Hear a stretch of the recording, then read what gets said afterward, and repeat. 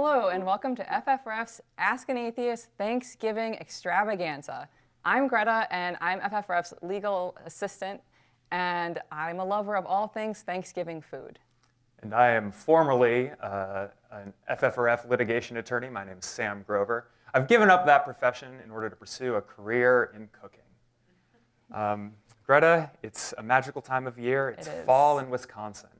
The leaves are turning a beautiful brown color in my gutters. There's a festive frost on my windshield every morning, and then it turns 70 degrees by the time I'm at work. Yes, it's wonderful. It is. I love putting on a heavy winter coat in the morning, only to be dying of heat stroke by the time I leave for lunch during the day. Yes. So we're here today to celebrate this wonderful holiday season with you at home by channeling that beautiful, erratic Wisconsin energy. So welcome to our show. We've got some exciting things in store for you. We've got some music. We've got Tofurkey. Yeah. We've got some stories to share.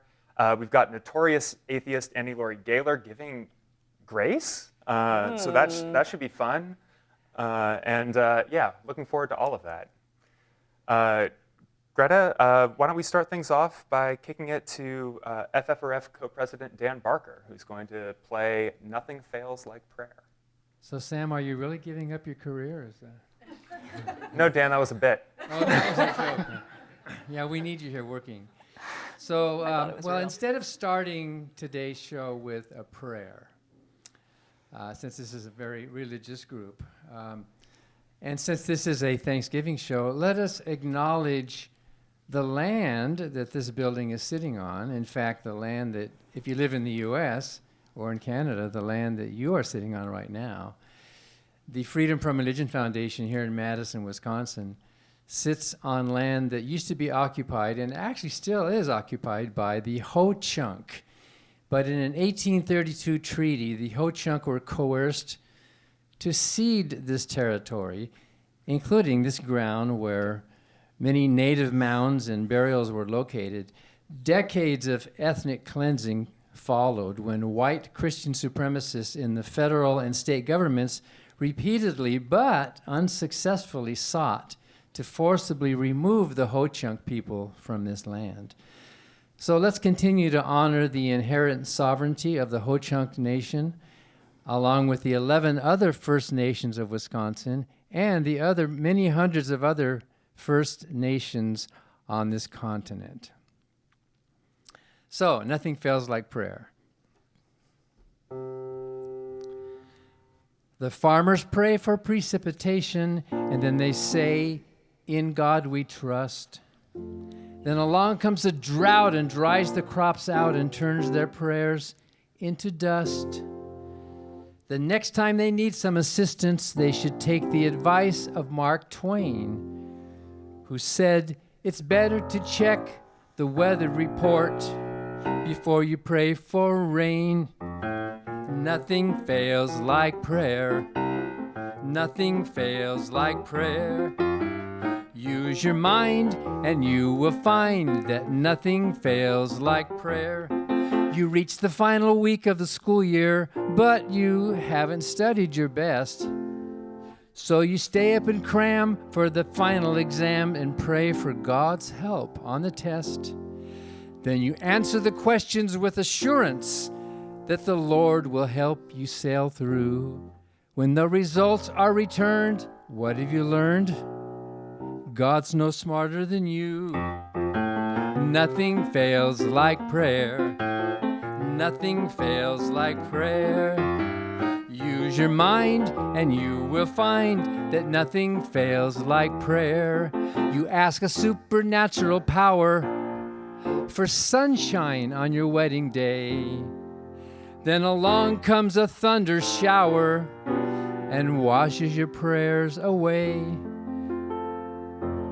When things go right, you praise the Almighty and you give thanks in Jesus' name. But when things go wrong, you change your song, and God never gets the blame. Nothing fails like prayer. Nothing fails like prayer. Use your mind, and you will find that nothing fails like prayer. You buy 100 lottery tickets. Then you ask the Holy Ghost to influence the gods to better your odds because you deserve it the most. Then reality teaches you that lesson about hoping for heavenly grants. The success rate of prayer happens to fare no better than chance. Nothing fails like prayer. Nothing fails like prayer. Use your mind and you will find that nothing fails like prayer. How many centuries will it take us before we realize there are no magic forces in nature, no watchful eyes in the sky? As Robert Ingersoll said, a single plow is much more effective than 100 prayers a day. The hands that help are better far than lips that pray. Nothing fails like prayer. Nothing fails like prayer. Use your mind and you will find that nothing fails like prayer. Wow, thanks, Dan. Never get tired of that one. I think that one was at the convention as well, and we'll have some more music from our convention coming up a little bit later on the program. Sam, I think it's time that we talk about the real star of this entire show. Mm-hmm. I've heard that you were cooking something special up here on the 4th floor today. That's right. As I have done every year that anyone can remember, I've cooked a tofurkey for this special Thanksgiving occasion. Sam, my co-host here, is a vegetarian, and he's got a tofurkey that he's preparing this year for the office. That's right, Greta. Just like every year, I've come prepared with my own festive treat, the traditional tofurkey, which every single year has beat out the actual turkey that we taste tested against. And I'm prepared to get yet another blue ribbon this year. Yes, that's true. I've taste tested the tofurkey against the turkey that's brought in every year, and the tofurkey has won 2 years running. So we'll see if Sam can keep his title. What are you doing this year with the tofurkey? Well, what we're going to do is we're going to take this this bad boy right here. We took it out of the packaging. Right. And now we're going to place it from here onto here. Boom. And we're basically ready to cook it. That's right. I mean, you could really eat it right now. It's just, some sort of soy products. But we're gonna add some other things around it. We're gonna do a little some onion. We're gonna chop that up with some carrot. We're gonna do a little sweet potato and some garlic. We're gonna sprinkle that around there. All right. Then we're gonna add a little bit of this pre-packaged gravy that comes with the tofurkey ball. Oh, that looks very good. It looks so good, Yeah. and it's gonna taste even better. Trust me. And then we got a little bit of my secret ingredient. Oh, here. is that soy sauce? Yeah, it's just straight soy sauce. All right, that's going to add some good umami, though. It is. And we're going to put all that in there, and then we're going to bake it exactly how it instructs you on the packaging of the tofurkey. That's a bold choice. Yeah. And then it's going to come out tasting great. It's going to be nice and moist and much more flavorful than an actual dead bird. Yeah, we'll see how that turns out. Now, is tofurkey something that you make during your Thanksgiving? Oh, yeah, absolutely. This is my Thanksgiving, basically. Oh, okay, yeah, yes. And you guys are my family. FFRF is my family, so... Yeah, that's beautiful, Sam. Yeah, Thank you. Yeah. No, I'll make another one on the actual day. Everyone knows this, but the turkey is not really the star of the show on Thanksgiving. I agree. It's all the side dishes. Those are, for the most part, vegetarian to begin with. So being a vegetarian on Thanksgiving, not actually that big a deal. Mashed potatoes were never animals, so it's good. There's no bones in the potatoes. There's no bones in the potatoes. If there are, you did it wrong. You don't want to eat it.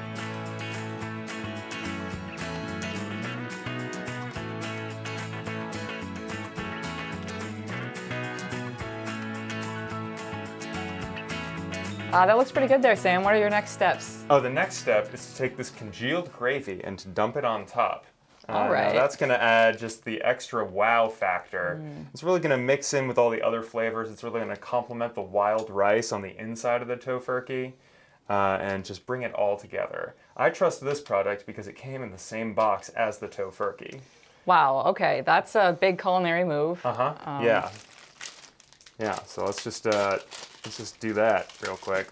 How long are you gonna be putting that in the oven for? Now the box says to put it in for 1:20 hour, covered with tinfoil, and then take the tinfoil off and do another 10 minutes. Now I am going to follow that instruction because I have no additional tips.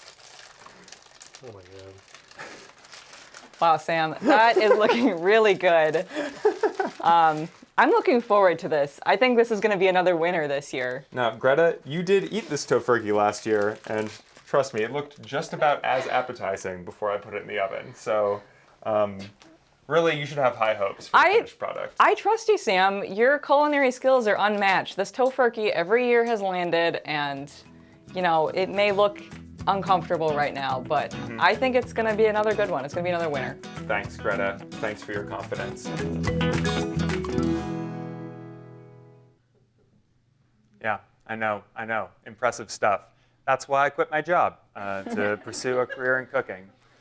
So with all that knowledge packed into your head, now it's time for the big reveal. I've been looking forward to this all morning, guys. Yeah, we're going to start with the regular turkey. So here it is, the moment of truth. Oh, wow. What the Tofurkey is up against today, this big, beautiful Christmas turkey. Wow. Oh, look at that. Look at that luscious golden turkey. Sam, oh my gosh. that looks really good. It does. It really does. Just like my grandmother used to make it. Yes, mine too. Yep. Yeah, it's going to be hard to beat. It looks We'll see. moist. It looks crisp and flavorful. Everything that you would hope for in a dead bird. Yes. So here we go. Now, the real star of the show, under these wraps, you just saw it uncooked. Here it is, the Tofurkey. Oh, that actually Sam, does look good. This is looking really good. Yeah. Just like the Tofurkey in the wild. Yep. All right. So here we go. We're just gonna cut in. We're just gonna dive right in. Okay. There's no reason to be coy at this point. Yeah. Oh, there's Ooh. steam rising out of it. You can tell this is a guy who's carved a Tofurkey before. Yeah, that's true. Including last year live on camera, which that was fun. Okay. Oh, yep. So we got a hole in the tin foil. That's gonna be tough on the table later, but. All right, Greta, I'm just going to give you like a couple little bites here so you can really savor it. I'm going to get a little gravy on there. Yeah. The gravy that was formerly congealed. You saw it before it cooked. For those it's doing way better now. who have been watching our taste tests for the last few years, we're Tofurkey is 2 and the turkey is 0. I don't know. We're gonna see who No does one it can this explain year. why the turkey underperforms every year. It's so beautiful. But all right, Greta, Okay, here it is. let's see what we got. Yep. We'll come to other FFRF employees to get their take a little bit later. Oh, I cut the bites my size, and you're cutting them down. That makes sense. I should have realized. But yeah, so before you dive into the Tofurkey, do you have preliminary thoughts on the turkey itself? You know, the turkey, it's a turkey. I'm not feeling strongly about it again this year. It's a little dry. It tastes more similarly to chicken. I'm not sure why that would be since it's clearly turkey. Unclear. Yep. Could have used a little more seasoning, I'm gonna be honest with you all. Yeah. It needed a little more butter under the skin, maybe. Yeah. I hear that's a trick that people do. Is it? Some more herbs inside or something while it's roasting. Okay. You must eat a lot of meat, Sam. You sound like you know what you're talking about. Very knowledgeable on the subject. All right. Let's try this Tofurkey. Yeah, let's do it. Yeah, and for those employees here who don't believe Greta's analysis, you will have your own chance very shortly to sample it yourself. It sure is a different texture. It's interesting, but you know what? The High praise. gravy, and now you all saw that gravy. It was not appetizing, but it transformed. Yeah. The gravy's very good. I don't know. I got to go Tofurkey again. I think we're Yes, let's years go. 3-peat, baby. That's it. The definitive conclusion, regardless of what everyone else in the room thinks, is that the Tofurkey wins yet again this year. My opinion's the most valid in this. As I said at the beginning, I'm a lover and an expert in all things Thanksgiving food. I'm very qualified for this, so. Yeah.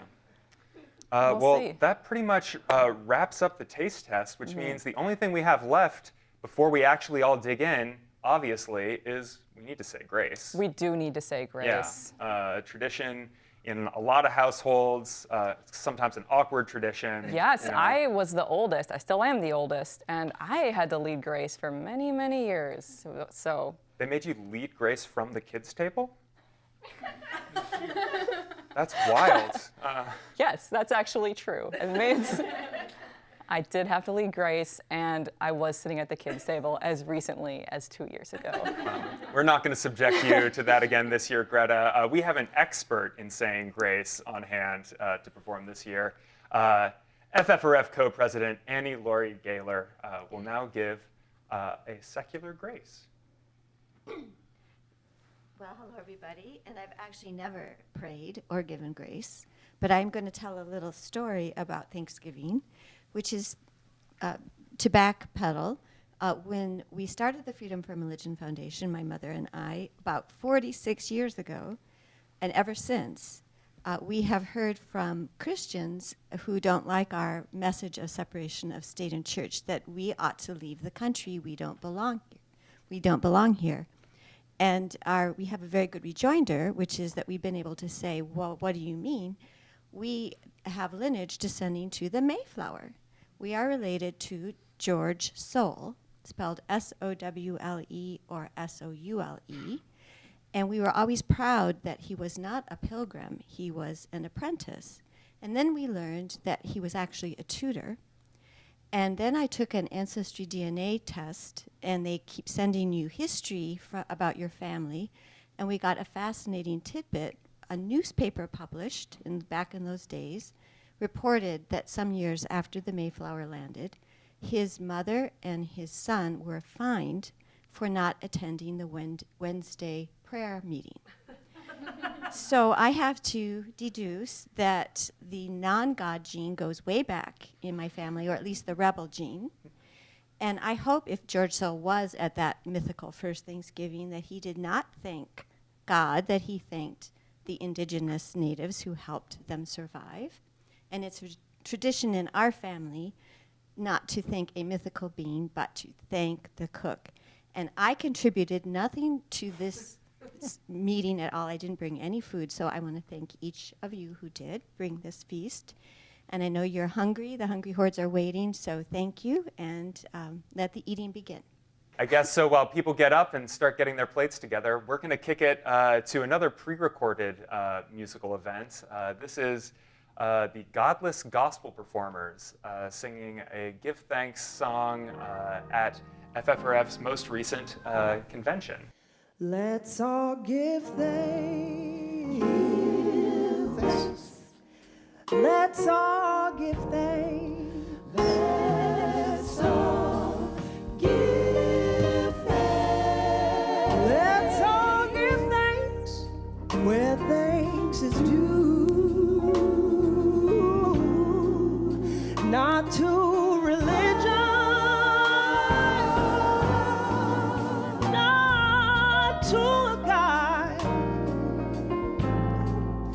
But to the people who make the world a better place for me and you. Give thanks. Let's give thanks. Give thanks. Let's give thanks. Let's all give thanks. Let's all give thanks with thanks is due. Not to religion, oh, not to a God, but to the people who make the world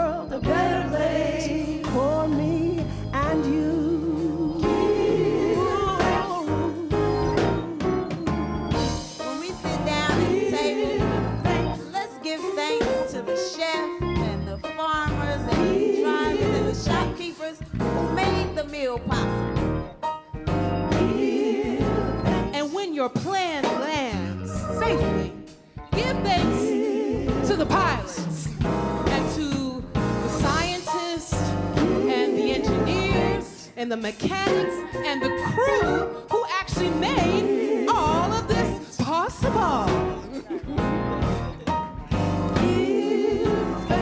And when you survive that medical emergency, give thanks to the paramedics, the doctors, the nurses, and the entire medical profession that saved your life. And when the weather is nice, so give thanks to nature. And when the government gets stopped right in its tracks and it's trying to force somebody else's religion on you, give thanks to the FFRF. Thanks.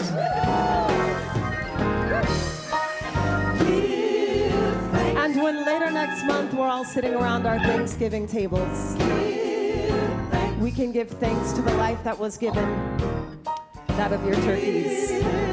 Yes?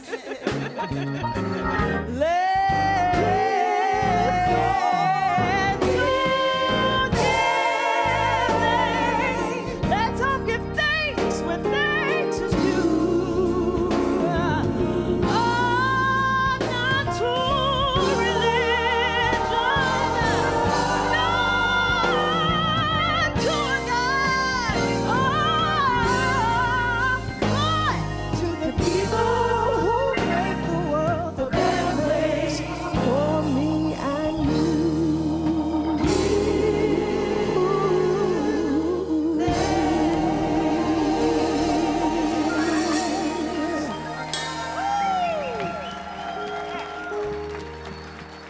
All right, well, now everyone has food. Everyone's been digging in. Everyone's been enjoying the not bird that I've provided with them. And some of the other many fabulous dishes. Someone made some green beans that are just spectacular. Greta's mashed potatoes are just spot on. Thank you, Greta. Thanksgiving, it's a beautiful time, and it means a lot of different things to a lot of different people. So we're going to find out a little bit more about what it means to some of FFRF's staffers. We're going to start here with Rowan. Rowan, tell us about one of your recent Thanksgiving experiences. And maybe start with who you are and what you do for FFRF. Hi, Sam. I'm Rowan. I'm our digital media coordinator. I also do What? all the social media. So if you're on Facebook, I do that. Last year was actually my first year living in Wisconsin. And I didn't know anyone because I just moved there in November. So me and one other person I knew that had just moved there decided to get together because we were the only people in town. And surprisingly, the only place open on Thanksgiving is Cracker Barrel. So we ended up there, just these two 20-year-olds next to all like these families having dinner together. And then we ended up at the zoo because the zoo also doesn't close down on Thanksgiving. And it was kind of lovely, even though it was just like two people. Wow, that sounds deeply depressing. Thank you, Rowan. Wow. Yeah, that's, I think a lot of people can relate to that. Being alone on Thanksgiving or being alone with a friend is preferable. I like that. Matt, why don't we go to you next and tell us about a fond Thanksgiving memory. Oh, absolutely. Start with who you are and what you do for FFRF. So I'm Matt Kenyon. I'm the director of First Impressions. So I sit in the lobby, and everybody says hi to me when they come in. It's great. I do love that about you. Oh, that's Being there great. in That's the great. lobby. Thank you for that. So my story is definitely a Thanksgiving story. A number of years ago, my husband and I were back at my mom's place for Thanksgiving, and they decided to ask me to say grace. And instead, I came out as an atheist.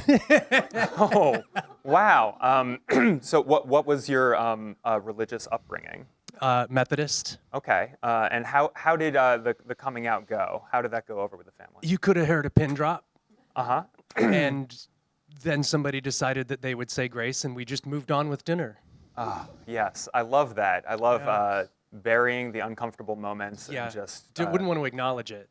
No, no. You just move on. Right. Yeah. Everyone puts a mouthful of food in and chews awkwardly, and then eventually it's forgotten. Eventually. Or buried deep down. Yes. Yeah. Yeah. Well, thank you, Matt. That's wonderful. My own coming out on Thanksgiving story is about my junior year in college. I came out as a vegetarian on Thanksgiving, which didn't go over great. I mean, my mother also doesn't eat meat, but she had planned a meal with me taking many leftovers home with me, and so when that didn't happen, that was unfortunate for her. But yeah, let's do one more. Hi, Roger. Hi. How are you? How's the food? Pretty darn good. Love it. Best Tofurkey I've ever had. Yes. You didn't try it last year? I've never had it before. Wow. All right. Yeah. Just the dead bird. Just the dead bird. All right. Well, why don't you lay it on us? What's your fond Thanksgiving memory you want to share? Okay. Well, back when I was in college and I was in graduate school, I was an art student, and I would drive home for Thanksgiving a couple hundred miles, and I would call it career day because my father would quiz me. He would say, "Are you still in art school?" And I'd say, "Yes, I am." And he'd be like, "Well, what you going to do with that?" And I said, "Well, I'm going to try." And so we went on like that for 4 years of college and 2 years of graduate school, and a couple years after that. And eventually I became a graphic designer, which is an applied art. And now I've been a graphic designer for 27 years and drawing paychecks the whole time. But he just went into denial once I succeeded. That was no longer a topic to talk about. So I had to keep reminding him. That's great. Yeah. Oh God. Another example of how family really makes everything wonderful. Absolutely. Yeah. There's always a nervous drive up there and then a relaxed drive home. And isn't that what Thanksgiving is all about? True. That is the most relatable feeling, I think, for Thanksgiving. Thank you, Roger. So I'm going to be done with my man on the street bit now, and Greta, come back up here with me. Hi, Sam. This has been wonderful. This has been wonderful. It went really well, don't you think? I think so. We're great hosts. We are. I Yeah. love doing this every year with you. Yeah. I look forward to it. Oh, yeah. Yeah. Yeah, it's not anxiety producing or anything. I've never had anxiety, so I couldn't relate to that at all. Yeah. Oh, wonderful. No, it's been great. Well, that's all we had planned for Ask an Atheist this week. Happy Thanksgiving to those who celebrate, and happy holidays to everyone who's looking forward to the upcoming solstice. We're going to have Dan Barker play us out, and enjoy, everyone.